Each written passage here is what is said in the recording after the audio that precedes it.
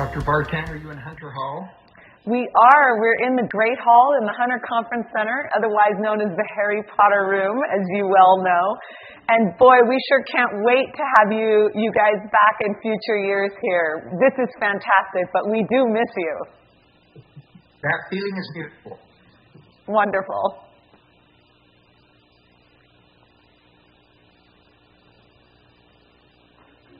Although the students being spared the bottleneck at the door to clear security is probably not missing. Yes, that's true. And many of our audience members may not realize that, it's because it's been a couple of years. But that is the one benefit.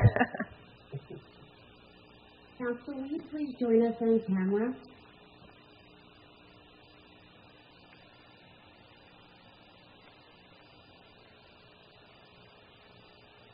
Thank you.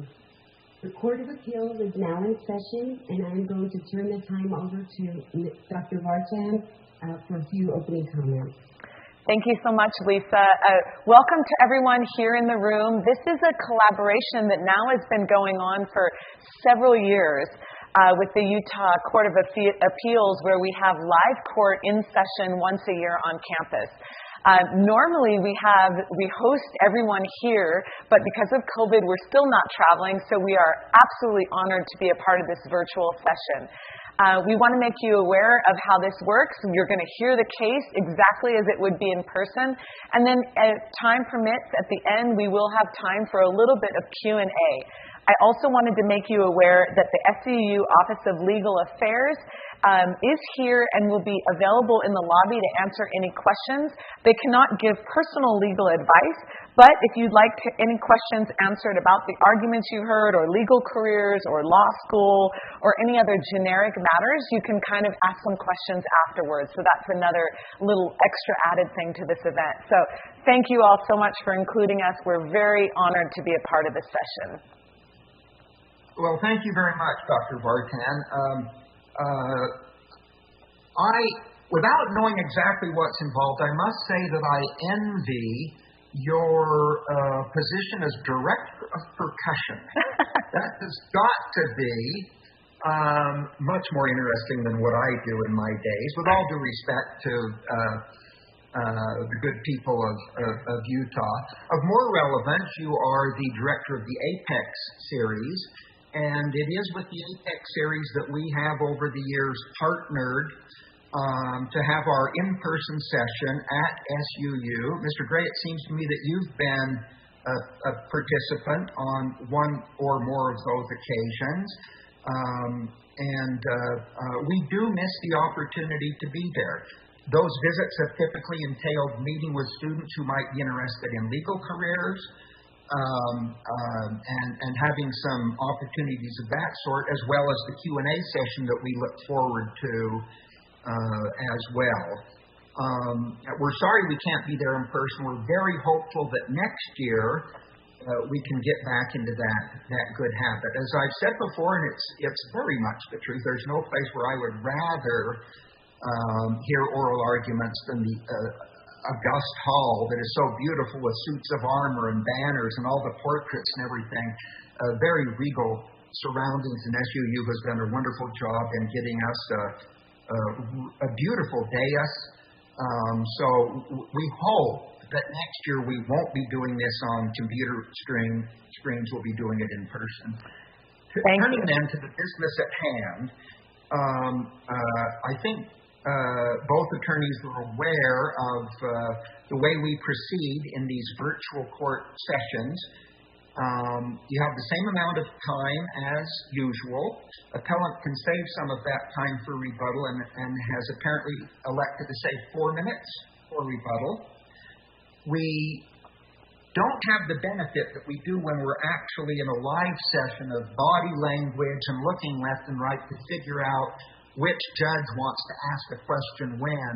So we will endeavor, I'm not always the best at this, given my bad habits, but we will endeavor to raise our hand, let you know we have a question, and you don't have to stop mid-word or mid-sentence, but come to a convenient breaking point to take our question.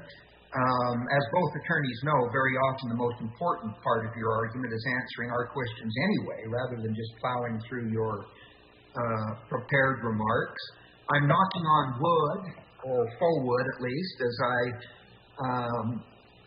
say that we have several running months now with no serious technological problems, but if anybody encounters some kind of computer glitch or internet problem, we'll be very patient with that. Stop, give you your missed time, make sure that we're all hearing each other. And then the last thing I would mention, and this is a little different than if you're in the courtroom, if you're the attorney not then making argument, please mute your microphone and also turn off your camera so that we're not distracted and can just focus on the attorney who is arguing. That then also gives you the opportunity to roll your eyes and shake your head and pound the table without us being any the wiser that that's happening. Final request is that when counsel come to the virtual podium, each time that they state their appearance for the record, if we then have occasion to go back and listen to the arguments, we'll know who is saying what when. With those preliminaries out of the way, then, we will call the case of State of Utah versus Alvy Jared Grover.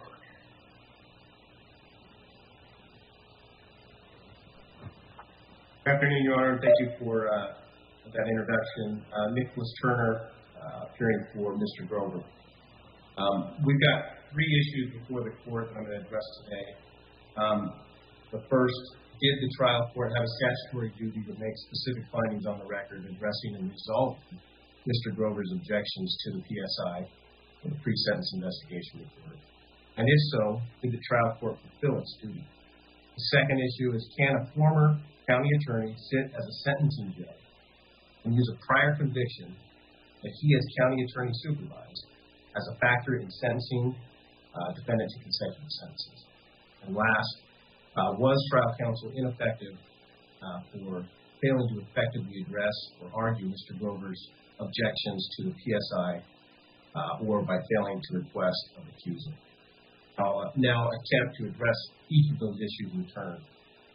First, Utah Code Annotated 77-18-1-6A, which is now Utah Code Annotated 77-18-1034, and I would argue that none of the changes that were made were substantive to the case at hand, imposes a legal statutory duty to resolve the party's objection to a pre-sentence investigation report on the record.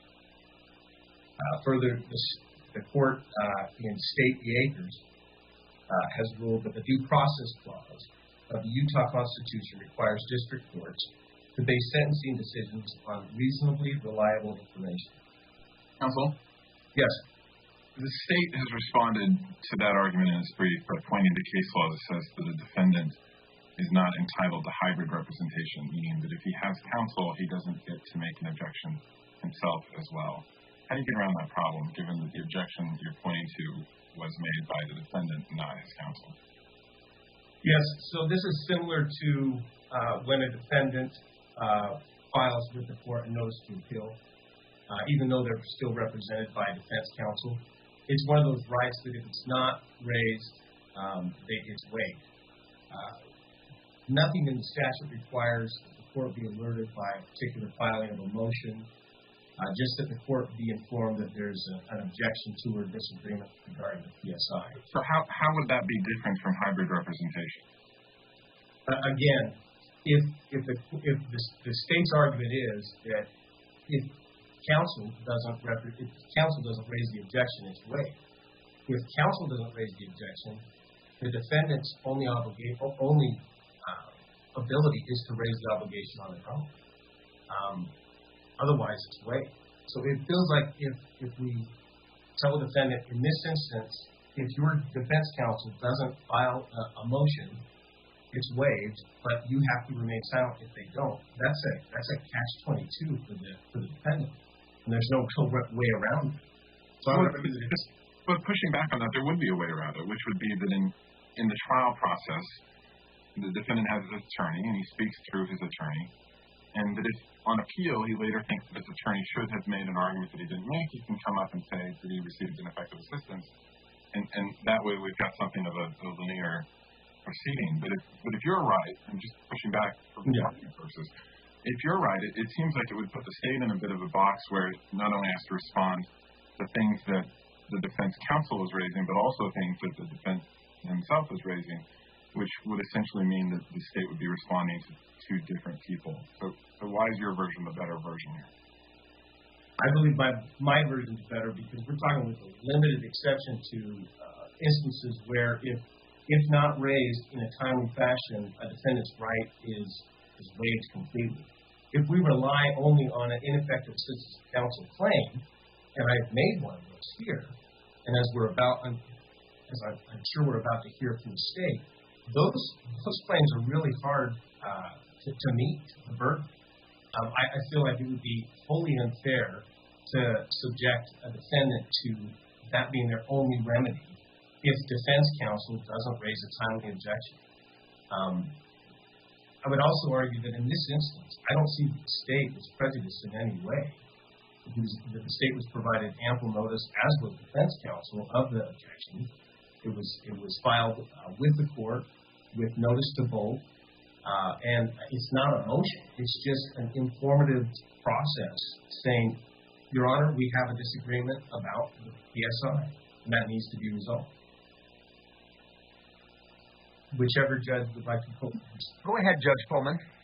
Okay, so let's assume that we agree with you that the court erred in not considering these objections. Do you still have to show harm in order to get a reversal on appeal?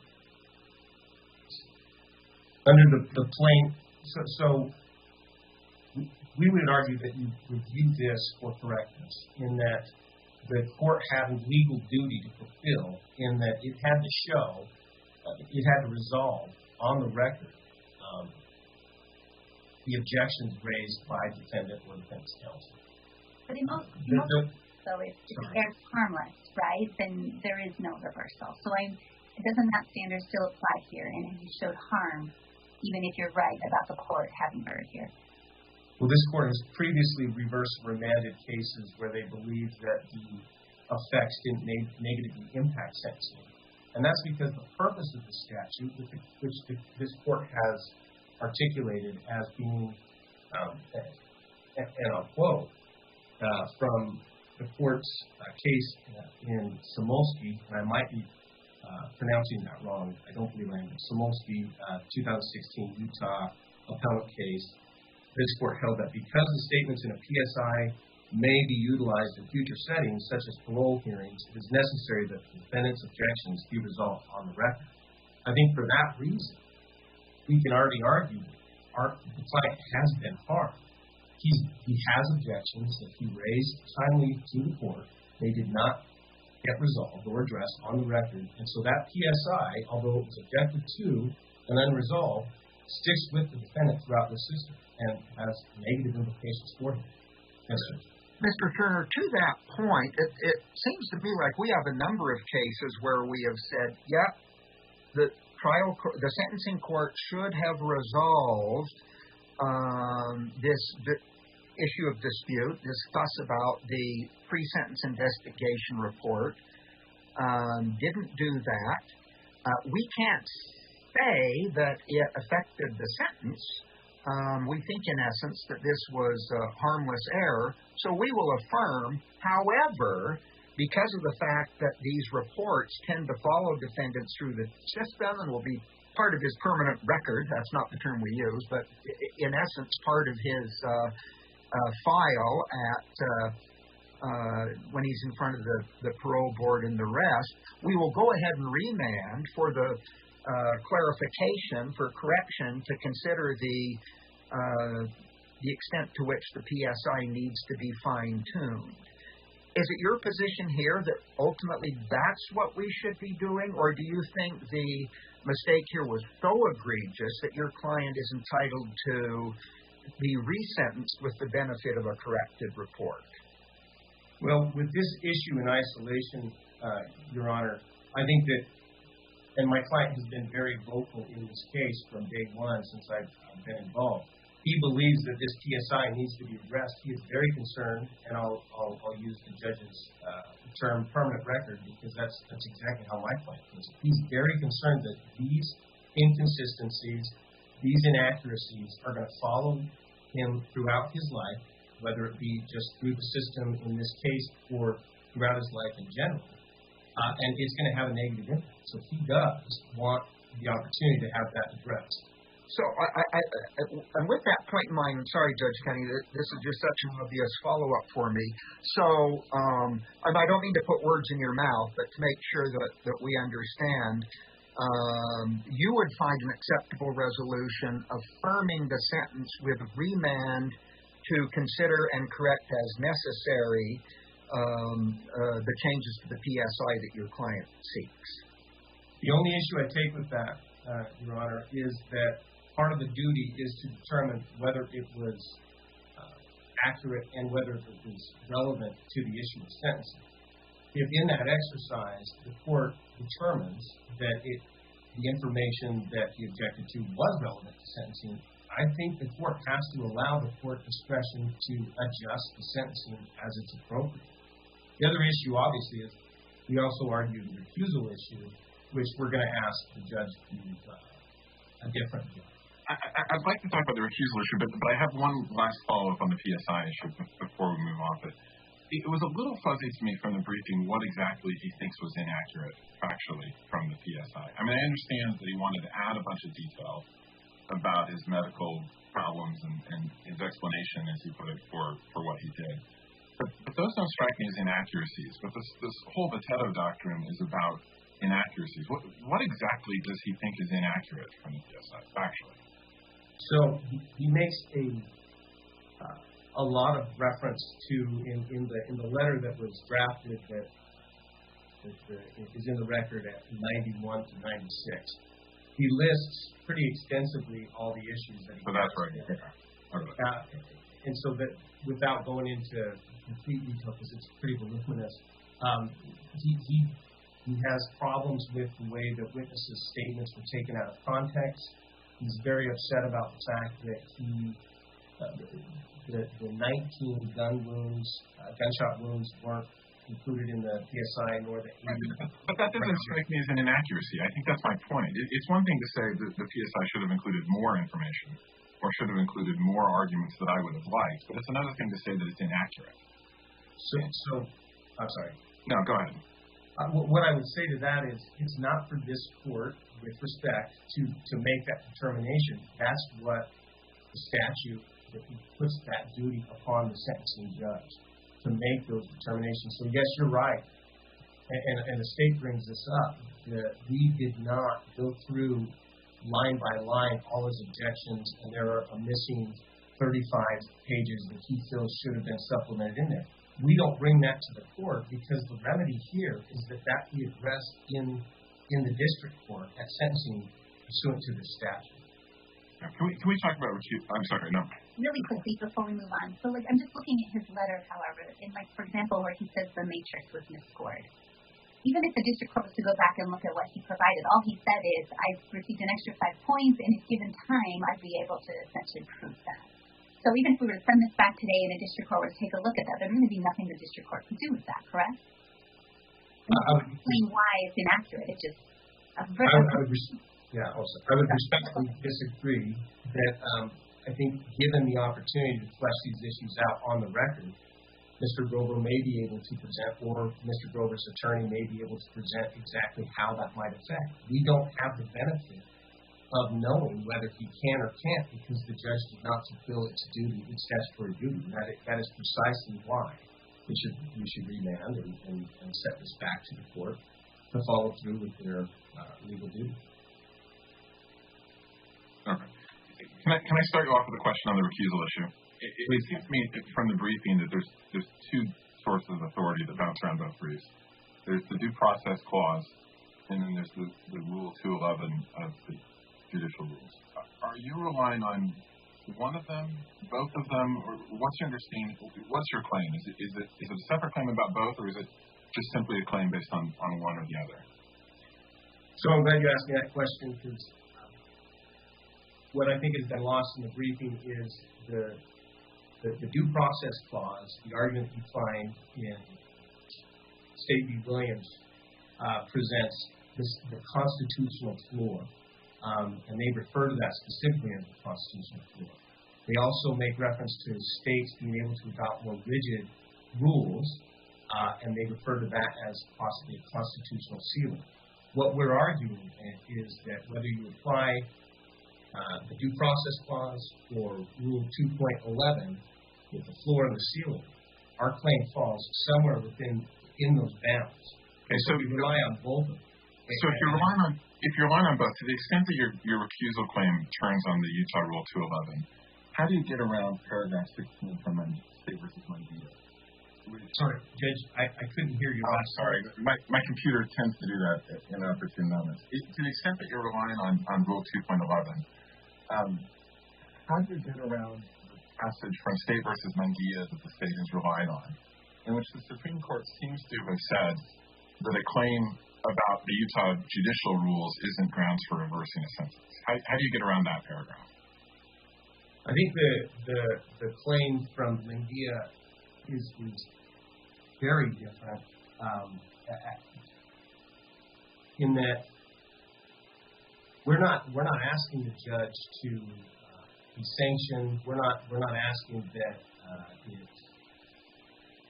that the rules apply in that regard. What we're saying is that if you look at this on an objective basis, or if you look at this through a reasonable standard, considering all the circumstances, a former prosecutor who now sits as a judge should not be able to sit as a judge if they're going to use their former prosecution as an enhancement to sentence a defendant to the maximum consecutive sentences.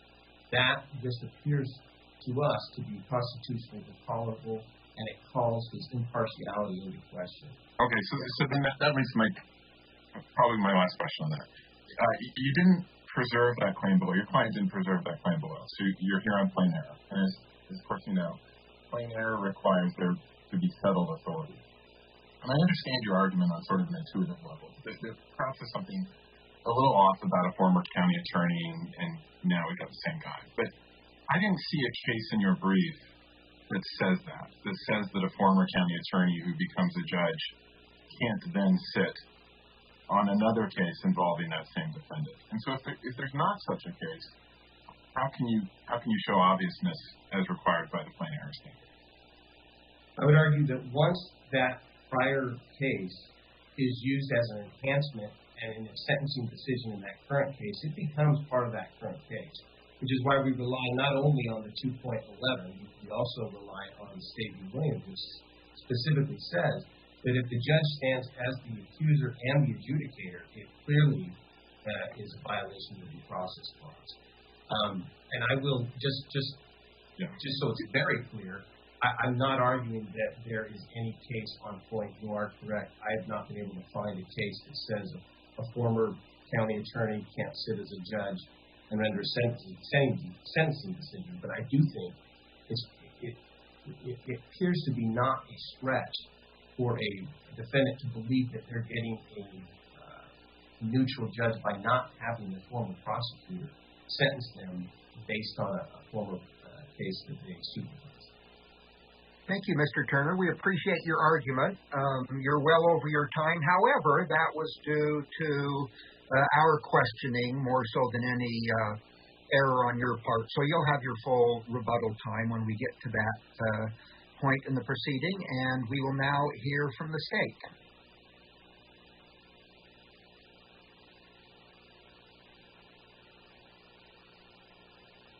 Thank you. May it please the court, Counsel Jeff Gray on behalf of the state. Let me just address the hybrid representation first. So what we know, the law is clear, is that the defendant has the right to represent himself. The defendant also has the right to be represented by counsel. But the law is clear that the defendant does not have the right to both be represented by counsel and represent himself. This court has made that clear. Now, defendant wants to create an exception because this would result in waiver. Well, the court, in addressing this, said that there is one exception, and that's when counsel moves to, or when a defendant moves to disqualify his attorney. And that's not this case. It's not even close to this case. So what do we do with this waiver issue? Well, that occurs many times. I mean, I think the court has seen enough cases where pro se counsel files motions addressing matters that would result in waiver if the court doesn't address them. And let's take a look at Navarro. And I think there's no light between this case and the Navarro case. That was a 2010 decision where the defendant filed a pro se motion to withdraw his guilty plea. And this court said, no, he was represented by counsel. The trial court was not under any obligation to address that. And what's the result of counsel? Is counsel not filing a motion to withdraw the guilty plea? The result is it divests this court of jurisdiction altogether. So, yes. So how do you respond to his notice of appeal hypothetical? He says that we would routinely consider a pro se notice of appeal. So why is this different? I don't know that it's ever been addressed in that context. It's addressed under different circumstances here. Oftentimes, and I'm not sure on this, but I think oftentimes counsel's representation, especially when they're appointed, might end after trial. But I'm not sure on that. But, thus far the state's never challenged that. And so what happens in practice, I'm not sure. But it is clear that you're not entitled to hybrid representation, and the court's not required to sift through all the pro se filings of a defendant who's also represented by counsel. And as far as a remedy, the remedy is ineffective assistance of counsel. And while that may be a difficult burden, it's not an impossible burden. And so let's look at his claim for ineffective assistance of counsel for not addressing that. What we don't have is we don't have a record, even though there's opportunity to produce a record, as to, what happened below and whether or not these allegations are true. He has to prove both deficient performance and prejudice. Now, just taking a look at these, and so we start with the assumption that counsel provided competent assistance.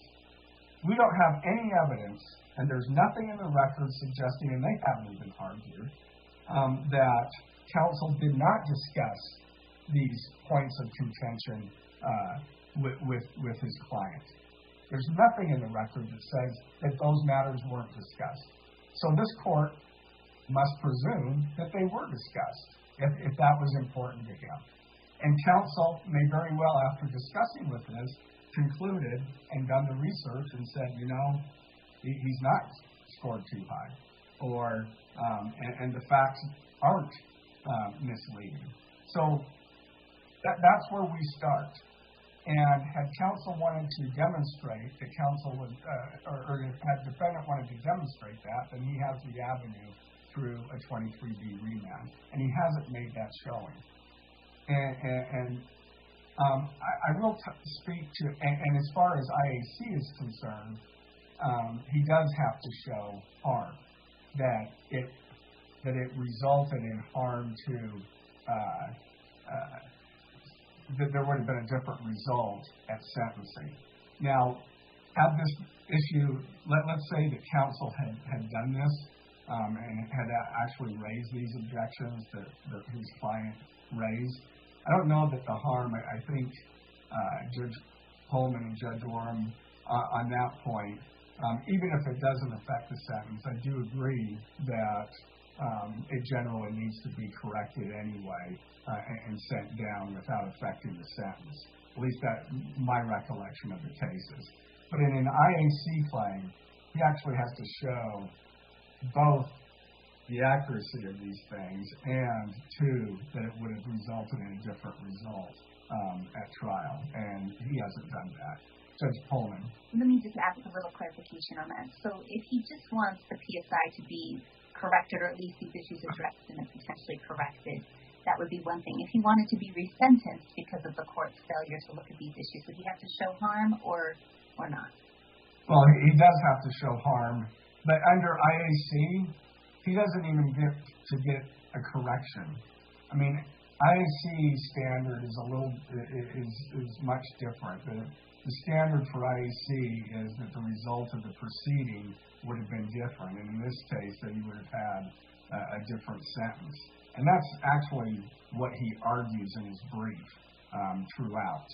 So then what happens to the defendant whose attorney is just asleep at the switch on this? The defendant and his attorney have spoken at length. The defendant has pointed to lots of problems, factual problems with PSI. The attorney just whiffs and just doesn't raise it.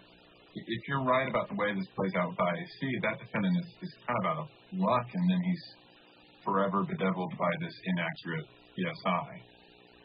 Why is that not a problem with that construct? I'm just looking at I mean, that could be an issue. I mean, that's not this case. I will say that. I'm not sure that the court needs to go there, but I guess a prejudice argument could be made with respect to the PSI, but he's also got post-conviction relief that he could go out and do that. So, but it seems to me that under the ineffective assistance of counsel standard, you do have to show a different result. All right, and if there are no other questions on that issue, I'd like to turn to the recusal. As Judge Tenney pointed out, there's two different standards. One's a due process standard, and the other is under the Code of Judicial Conduct. And under Munguia, the court's pretty clear that to the extent that the defendant's claiming that it's a violation of Rule 211, dismissal is not the remedy. That's an issue of discipline to the court. So he has to show the due process violation. Now, defendant argues in the brief that we have argued that you have to show actual prejudice. Well, if you look at page 16, we don't argue that in the brief. But it is a question of actual prejudice, and rather than going straight to that, they've created a standard, as we indicate, and that standard is whether, as an objective matter, the average judge in Judge Ledlow's position is likely to be neutral, or whether there is an unconstitutional potential for bias. And in Caperton, they explained that this latter, whether or not there's an unconstitutional potential for bias, is whether there's a constitutionally intolerable probability for actual bias. Okay, and that's a high standard. Let's take a look at the cases and where the court has found that standard was met. One is where the judge has a financial interest in the outcome of the case. Okay, another is when there's some political interest that could be at play. And the court in Toomey actually talked about, well, actually it was in Caperton, they talked about it doesn't have, just because a judge actually, and we don't have to deal with this, I'm sure you folks are appreciative of that, but just because there's a campaign contribution to a judge that by a defendant or a litigant, that's not enough. Okay, but under certain circumstances, it can be.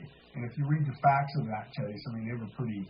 I mean, this was a pending case before the judge, or at the time of the election, and the litigant put in $3 million, which was more than all other contributions combined, to replace the existing judge, and it ended up this judge ended up being the judge. So you can see the degree of interest there, and that's not the case here. Judge Tenney. How do you respond to the defendant's argument that, to the extent that this turns at all on the appearance problem, that there might be something that appears to be unseemly about allowing a person to supervise the prosecution of a defendant and then turn around and rely on that same prosecution as the basis for sentencing him later as a judge? That just on an appearance level, that looks. How do you respond?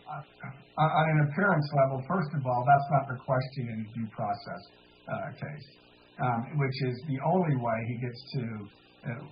Is the only way that it could result in reversal. All right, but I would even go to Rule 211. Look at the examples. All right, the examples don't even come close to what this situation is. And the last one talks about a government lawyer participating directly and substantially in the very case that he ends up adjudicating, okay, as a prosecutor.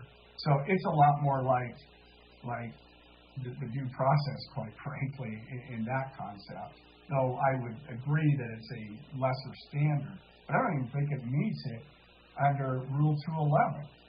And one of the concerns that he raised is, well, what if there was a concern about that particular conviction at sentencing, and there was a challenge to that or something. If something like that happened, there might be an issue. But that's not the case. He didn't challenge that. He hasn't claimed that his 1997 forcible sexual abuse case was wrong. There is no challenge to that. That's a valid conviction. And so we just don't have the circumstances that raise an intolerable probability for actual bias in this case. And it does matter. If you go to IAC, and again, I mean, you look at that, and I think again, Judge Tenney, as you point out, this was not preserved. So he not only has to show error, which our argument is he hasn't, but he has to show plain error. And this clearly isn't plain error. It's not error at all. And there is no question. So, and as far as trial counsel or ineffective assistance of counsel, again, he fails for lack of proof. I mean, it's his burden to show that counsel was ineffective. And he hasn't established, to begin with, that counsel was even aware that that Judge Ludlow was the prosecutor at the time. And I don't think, while this court can take judicial notice that he was the county attorney at the time of the 1997 conviction, it can't take notice that this particular attorney was aware of that fact. And he would be required to do that at a minimum. And so, if there are no other questions, the state would ask this court to affirm. Thank you. Thank you, Mr. Gray. We appreciate that argument. And the podium is once again yours, Mr. Turner, for 4 minutes of rebuttal.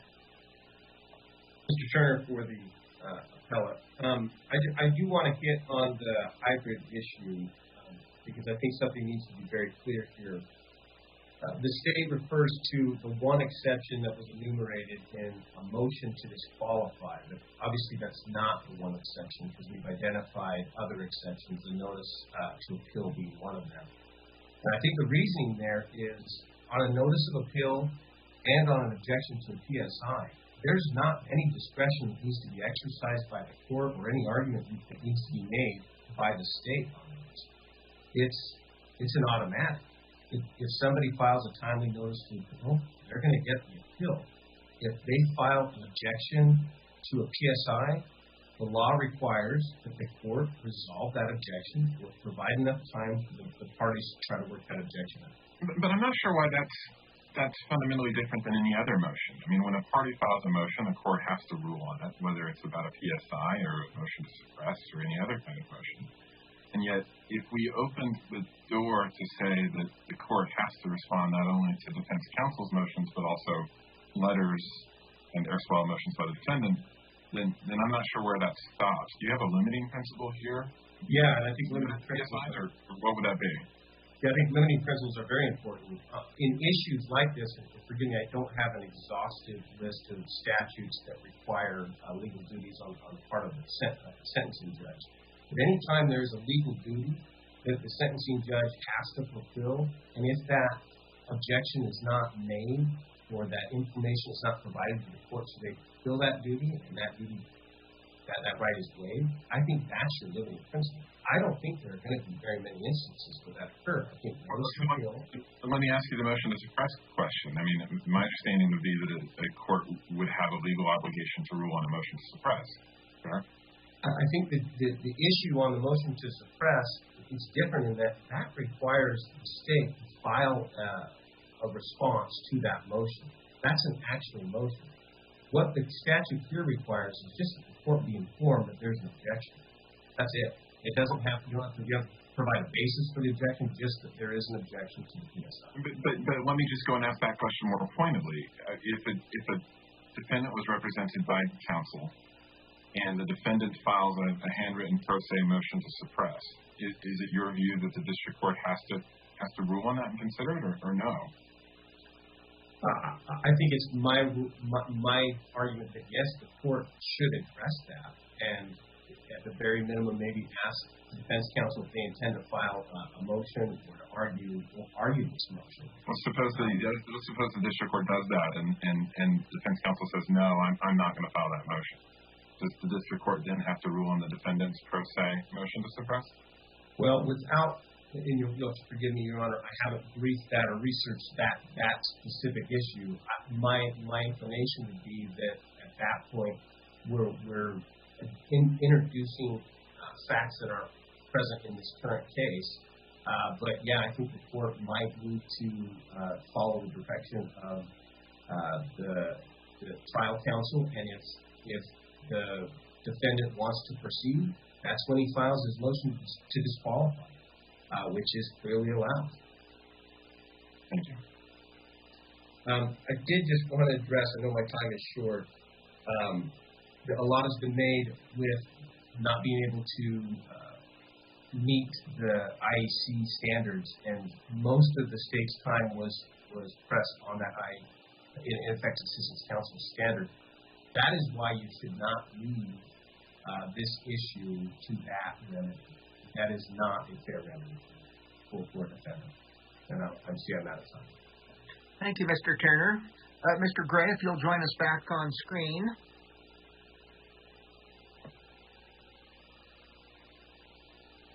I just wanted to say that we do appreciate the arguments from both sides. Those have been helpful to our understanding of the case.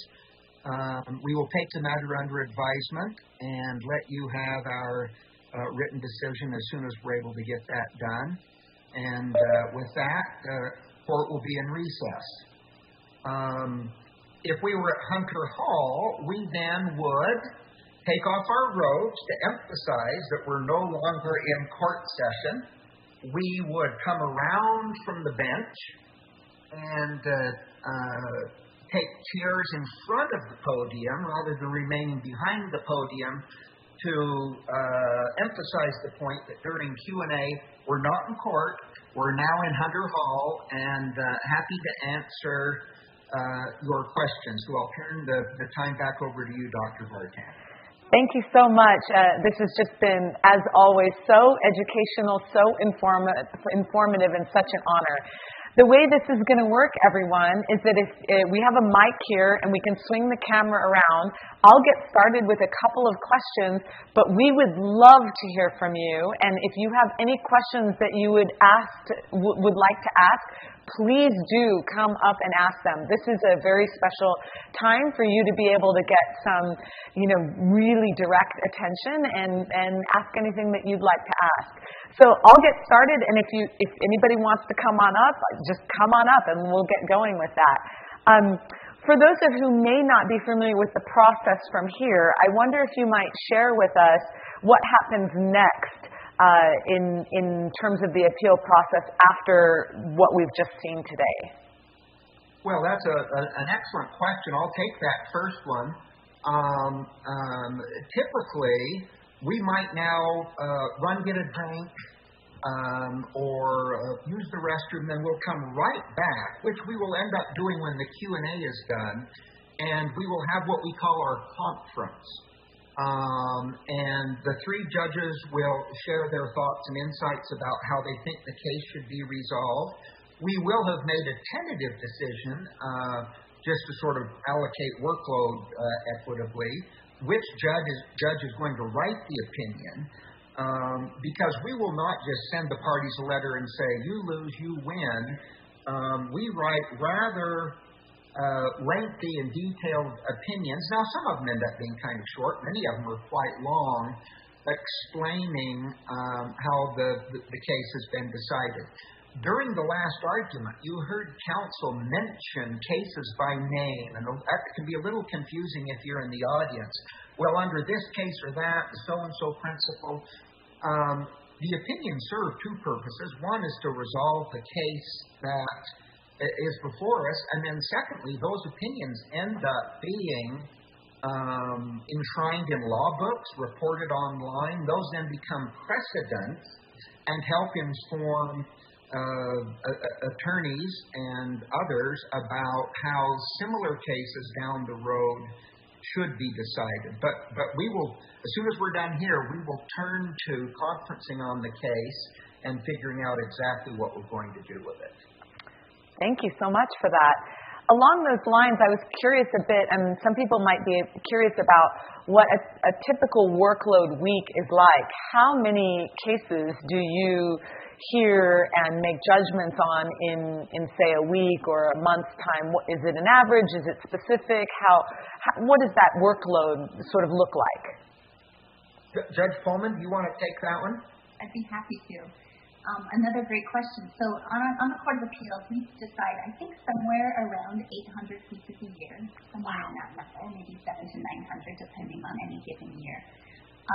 But each month we get assigned cases as a panel. So there's 3 of us here today. We have 7 total judges on our court. And in the course of the month, I will sit with each of those different judges in some combination of panels as for each of my colleagues here. And we are usually assigned for these arguments either 3 or 4 cases. That's the traditional number each month. So in a given month, I will hear and decide anywhere from 9 to 12 cases. I will be authoring somewhere between 3 and 4 of those cases. And those are the opinions, or those are the cases that we often have oral argument on. Not always, but I would say most of those cases we hear argument on, and most of those cases will be resolved by written opinions. We also will sit on panels every month where we, with the assistance of 4 staff attorneys, who are all attorneys here, and they will take some of those cases that come in that are a little bit easier to resolve, may not require oral argument, also may be resolved on, clear principles of law, not difficult questions of fact. They will help us resolve those. So in the course of a month, we will also probably decide another, 5 to 15 cases, depending on how many of those come across our desk. Thank you so much. Anybody who has questions, please do feel comfortable to come. We invite you to come up and ask, but I can keep going. And along those lines, I wonder if you might talk a bit about your preparation and what that perhaps looks like. I imagine there's just absolutely so much research and reading that goes into your consideration. I wonder if you might share that process with us a bit. Yeah, and in fact, that is a wonderful question for Judge Tenney. the newest member of our court. He's been with us only 2 or 3 months. 2 months. Oh, wow. We are particularly proud of Judge Tenney because he is the first member of the Court of Appeals who, a couple decades ago, more years than I care to remember because I was a judge here at the time, he served as a law clerk on the court. And so he had his initial training here and then went off a very distinguished career as an appellate attorney, both with the Attorney General's office and ultimately with the U.S. Attorney's office, and now has returned to the fold as our newest colleague. Judge Pullman and I have both been to SUU in person in the past. We look forward to Judge Tenney having that same opportunity in the future, but I would have been remiss had I not specially introduced him, and I think that would be a great question for him to take. Yeah, I may have a different answer in about 6 months when I have a better sense of how to do this job. I'll answer it this way for now. So the parties filed the briefs. Both sides are able to file the briefs in turn. And the court has them for a period of several months before the case is set for oral argument. We as judges now, I'm still getting used to that pronoun usage, we get the briefs 2 to 3 months before argument is set. And so we have time to read them and read the cases that they cite and read the statutes that they cite. Each of us has 2 full-time law clerks, the recent law grad, who assist us with the work. And I think that we all approach the preparation a little bit differently, but I think there's commonalities. We try to read the briefs as early as we can so that we have time to think about them and research the questions that are raised from them that we find to be interesting and noteworthy. All of us in some form or another have our law clerks help us with the research and or write bench memos to help us think through the problems. I tend to spend a lot of time with my law clerks just talking through the problems. I tend to think best by talking things out, and so we will spend hours in the days leading up to argument talking through the cases and working through the dynamics. And so it's just a lot of reading and thinking and writing in the weeks and months leading up to the case. And then, of course, there's the oral argument, where we're testing out things that we've thought. We may have questions that we're posing as sort of devil's advocate kind of questions, but there may just be things that we're really confused by or wondering about how they'll play out long term, and we use argument as a means of sort of testing that out. But really, that's the process. It's just a lot of reading in advance and thinking through the dynamics at play. And is it exclusively individual before you hear the oral argument, or do you have an opportunity to have any pre-meetings as a group of 3? I think that's a follow-up for you, Ryan. Yeah, my understanding is that different appellate courts will approach that differently, that there are some appellate courts where there are pre-meetings. In the long 2 months that I've been here, we don't have that practice, and so somebody once told me that you think of an appellate bench as if it's 7 different law offices. There's 7 of us on the State Court of Appeals, and you imagine there's just 7 different law offices. And so I've gone through my own internal preparation with my own law clerks in advance for each of the cases, and Judge Orm has as well, Judge Pullman has as well. And our practice here is that the first time that the 3 of us on the panel really meet and confer is after oral argument. And so I may have guesses about what I think that the other 2 judges might be thinking about a case, but the first time I learned that is after argument in conference. So now. Fascinating. Looks like we also have a question coming, but yes, please. Oh, I'm just going to say, I'll add that it's often interesting to be on the bench with each other because just the questions we're hearing from the other judges will give us insight, like, oh, that's interesting.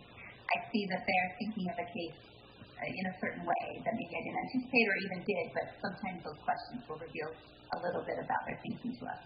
Fascinating. Well, we have a question. Yes, please. My question is kind of in 2 parts. It's kind of about the counsel. Oops, we can't hear it. The mic may not be on. Sorry, can you hear me now? Yes, up there. So I kind of have, my question is kind of in 2 parts. The first is, how long generally, or does it vary from case to case, does it take for that conference, for that counsel, after you've heard both attorneys? And then the second part of that is, how often do judges majorly disagree or just really have differing opinions on a case? So how long is the conference, and how often do you disagree? Thank you. Yeah, those are both good questions. I will take the first one and let Judge Pullman take the second one. As I understood the first question, how long between conference and the parties learning the decision? I think it was actually how long do you take in conference? Oh, okay. Well, I'm going to answer that question and the one that I thought had been asked, Sure. because they're really closely related. They run a wild range. Sometimes the conference will be just 4 or 5 minutes and go something like this. Well, I honestly thought the appellant had a very weak argument here. I'm very surprised they bothered. This was not a well-developed argument, and I think it's an easy affirm. And another judge says, I agree. And the third judge might say, I agree, except I'm a little concerned about the attorney's fee award. So we talk that through, and, 60 seconds later, that judge's concern is satisfied, and on to the next one. I've also been in conferences where we've had to take a break after about an hour because we are still having a hard time coming to some consensus. We've talked till we're blue in the face, proverbially, and now people need to go get something to eat or go to the restroom. The vast majority of conferences fall well within that range. And I would guess that somewhere in the 10 to 20 minute range is more typical, because as Judge Kenny pointed out, we don't come to these arguments cold. We've had the chance. These briefs are very elaborate documents. We get these bundles. Here's in the last case. Here's Mr. Turner's brief. Here's Mr. Gray's brief. They have exhibits at the back. Now here's a reply brief from Mr. Turner. We have a record of the proceedings at the trial court. So we come to the oral arguments very well prepared. So if all has gone well, it shouldn't take terribly long to share thoughts and come to some consensus. Once we decide how the case will be resolved and who will write the opinion, it's another wild range. We sometimes will have an opinion out within a couple of weeks. Fairly short opinion, fairly straightforward case. We've had some that have been close to a year, and very often those will be multiple opinion cases. There's a majority opinion, a dissenting opinion, and those are comparatively rare. Fortunately, here again, the vast majority of cases fall somewhere in that range. We have an average of something like 90 days between the case being argued and when the decision goes out. Judge Pullman, the second question, if my long-winded answer hasn't caused you to forget it in the meanwhile. No, I think the question was how often do we disagree, right? So, just to impress on that a little bit, I would say on our court, not very often. I was just thinking back, I think in the 5 years I've been on the court, I've probably authored myself in excess of 100 opinions. So that means I've been on panels for, I think, 600 to 700 opinions. And in that time, I think I've probably written a dissent or a concurrence on a different basis maybe 10 times, maybe. I mean, that would be the max. So, and I don't think I'm much of an outlier, right? I might dissent a little more than maybe another judge, but maybe a little less than another judge. So it's certainly not something you see very often on our court. I will say that going into conference, there are many times when we come into conference after argument and there is a disagreement, right? We're seeing the issues slightly differently. We see maybe a potential different resolution. And as we talk through that together, we often find common ground. There's been times I know where I've come into a post-conference discussion or a post-argument discussion and completely had my mind changed once I've had another judge really look at it from a different perspective or bring a different case to light or talk about the record in a way that maybe I haven't seen. So that can happen. So it may be that we start out with some disagreements, but we often find ways to resolve those together. There are often times where we kind of leave conference and we're all still a little bit unsure and we have to see how it writes. So sometimes we'll have some disagreement, but once we see it on paper, we're able to fine-tune that and find ways to agree. So, but it's great on our court. We never feel like we have to agree. You know, it's not like we feel pressure to do that, but I think as we think through these issues together, we often find, I think, what is the right solution. Fascinating. Thank you. What an incredible model of civil discourse for us. That's fantastic. Did you have a question? Yeah, we have another question here from the audience. Hi. Thank you guys for being here today or allowing us to be with you, I guess. But so I'm Kylie. I'm a criminal justice student here at SU. And in a couple of my courses, we've gone over kind of like the human nature of judges having to remove their personal bias from situations in the court, right? But one thing that we kind of talk about, I don't believe it, and I want you guys to be a mythbuster and confirm it. So we talk about how sometimes, just like anybody else, you guys are influenced by, like, if you have an email day and you're angry, does that influence you guys? Or how do you, like, take if you're just having a really bad day or whatever's going on in your personal life and check at the door? Because you guys are people just like anybody else. And on those days, like, can you kind of come in and talk with the other judges on your panel and say, look, I'm not here today. I need your guys' help. Like, do you guys have that kind of relationship, or is it very much you have to check it at the door and do your job? Thank you. Well, two good questions there, although they were only posed as one. And I'll ask Judge Penny to answer the first question. As he comes to us with something like 20 years of service representing the state government in defending convictions of criminal defendants in the state system, followed by several years of doing the same thing for the federal government. So I think it's a fair question. After that long background on the prosecution side of things, how do you move to a position of complete impartiality and decide the cases fairly? And then Judge Pullman, I think, would be a good person to answer the more direct question about you come in, you have a bad day, or your colleagues have any help sorting through all of that. Let's go in that order. Judge Penny first, your question, and then Judge Pullman yours. Those are both really interesting subjects. Well, I'd rather answer the question you assigned to Judge Pullman, because I think that's an easier question. Okay, but you're the chair. How do I set aside my background? Is that the question? As a prosecutor in my new role as a judge. I thought about that a lot. I applied for this position about a year ago, and the application process took a long time. And I spent a lot of years as an attorney arguing appeals. And what I wanted from the judges when I argued those appeals was that they would read everything that I wrote and read everything that the other side wrote, and that they would do their best to apply the law in a fixed and neutral way.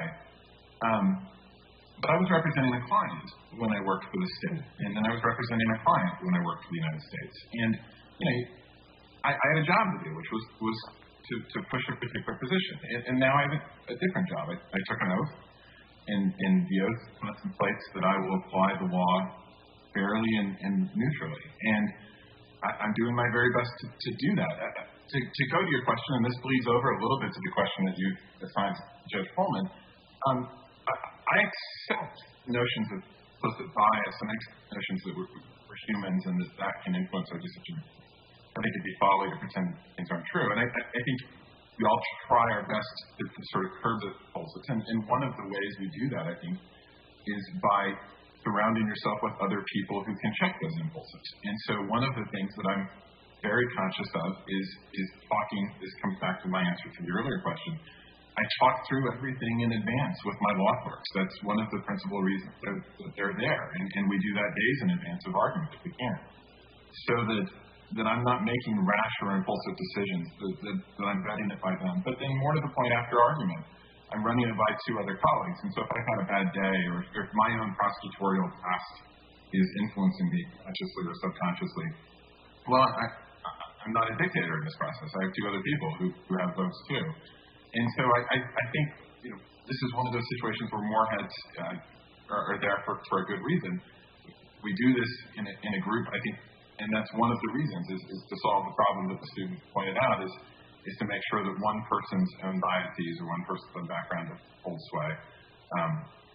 And that I think is, for me at least, the way to go through that problem is to be cognizant of my oath, but then also to make sure that I'm informed by the opinions of people around me, like my clerks and the judges, most important. Jill? Thanks. I think that's a fantastic question. And, we do have bad days. We are human. And we are so fortunate on this court to have these fantastic colleagues. We don't get to pick each other. You go to a business or you even join a law firm and you think, I don't really like the feel of this place. Or maybe I don't think I'll get along very well with this group of people. So maybe it's not the right place for me. On the court here, the governor decides who is going to be appointed to the court. The legislature confirms those appointments. And so we're left to kind of see who shows up, right? And I remember when I joined the court, I was very aware of that and thought, I need to make sure these colleagues feel like they can trust me. And I hope that I've earned their trust. And then as someone who comes in, you get to know them, you get to see how they process their decision making, and it's an interesting process. But we are very lucky to have just an excellent group of people here. And I do think that, if you're having a bad day, you can share that with your colleagues and they understand. But one of the beautiful things about the appellate process is that it does take time, right? And we get to think about these questions. We don't have to make these snap judgments while we're sitting on the bench having a bad day.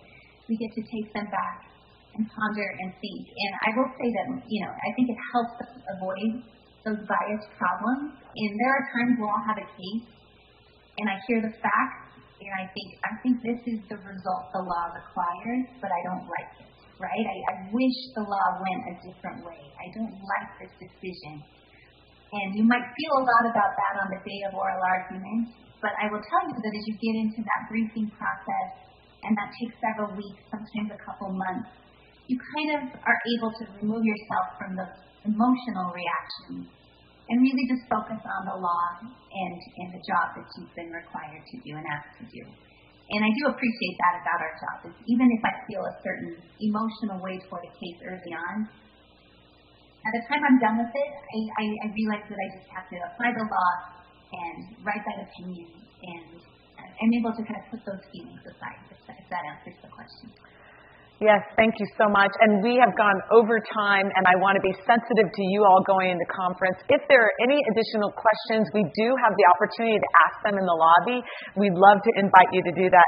Thank you so very much for this amazing experience and for the extra time that you spent with us today. We cannot wait to have you back here in person next year. Well, Dr. Vartan, thank you so much for working with our clerk of court, Lisa Collins, in orchestrating this pretty darn good substitute for our really tough-to-beat in-person experience. But this came off so much more smoothly than I thought it was going to, for whatever reason. Just adding this component of WebEx in conjunction with another setup and the camera here, it all worked really quite flawlessly. And hats off to you. We appreciate all the work you've put into this. It came off very nicely, and we do appreciate the opportunity to be with you virtually today. We look forward to being with you in person next year. Thank you again. Thank you so much. Have a wonderful rest of your year. Same to you. Thank you.